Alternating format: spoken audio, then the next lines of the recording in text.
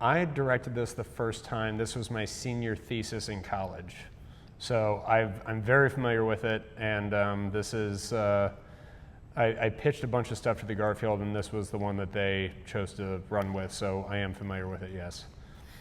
I know it as something he's been talking about for a very, very long time. I've been doing theater on the Eastern Shore for the better part of 16 years, on and off, whether it is on stage, off stage. I went to college for music, so I have played in many pits. So I kind of go all around wherever I'm needed. So the through line of the narrative is a little bit murky in that way of he was touring as effectively a freak show, yes. And the question of the narrative as it goes through the rest of the show is, though he has been befriended by much of high society and has made several friends, there is still a discomfort in that the high society that comes to see him still, many of them tend to still see him as a freak show that is just less morally reprehensible because it is not on a street side, he is kept in a hospital. So it is, in some really uncomfortable way, more acceptable. But whether the deformity is, like the deformity itself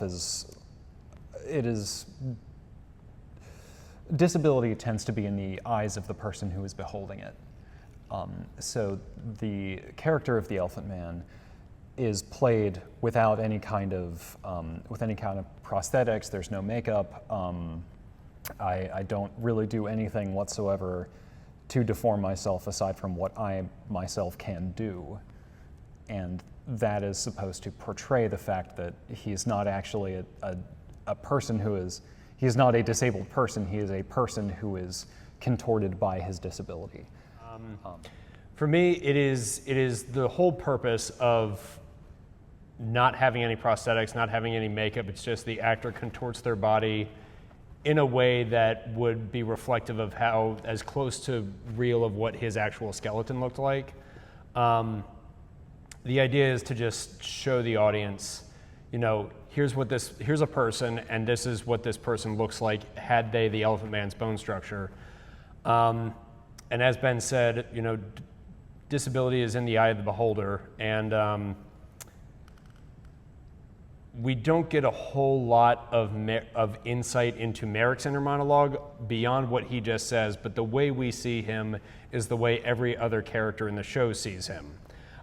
So to that end, I think it was really important for the playwright to say, you can't put any prosthetics on him, because then that makes a barrier between the actor and the audience where they can suddenly say, well, I can't relate to this because this is an other thing. It's very much, I drew this time around, I drew a lot of the traveling freak show thing from James Whale's Traveling Roadshow, because the way James Whale, when he was done his roadshow in the 20s and became a famous Hollywood director in the 1930s, and he did Frankenstein, he did The Mummy, he did The Invisible Man, but the through line for all of those is the monster in all of those movies seeks understanding in a world that refuses to understand it. Yeah, there was a lot of work on the physicality for this show. I do a lot of stretching before every show and a lot of stretching every night afterwards. I live, if I had a cat, I live with a sock full of rice on my shoulders. That's just, I put it in the microwave and I heat it up, and that's, just to get rid of some of that. But no, it has actually been a very, very fascinating experience of how does one, for example, I just have to imagine that my right foot weighs 20 pounds. How do you go through the day to day?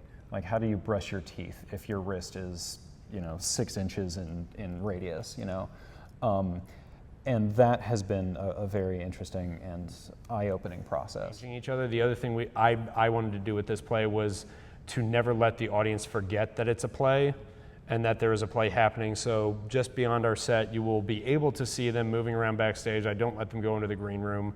And they are, the characters who play multiple parts are literally changing backstage. And it's not for any sort of looky-loo reason. It is to remind the audience that, this is theater. but at the same time, the story is very, very real. And not changing backstage, changing on stage behind the set, but you can still see them. There's a nice callback later on in the show. The doctor, who's the caretaker of Merrick, spends a significant amount of stage time talking about corsets. And so to me, there's an interesting reflection between being a caretaker of Merrick, who was naturally evolved into deformity. Did not choose his deformity, yeah. And then there's this way that women at the time were kind of forced into deforming themselves for societal expectations. For beauty standards of the time, yeah. We open Friday, October 3rd. You ready? One more day and we're ready. Yeah.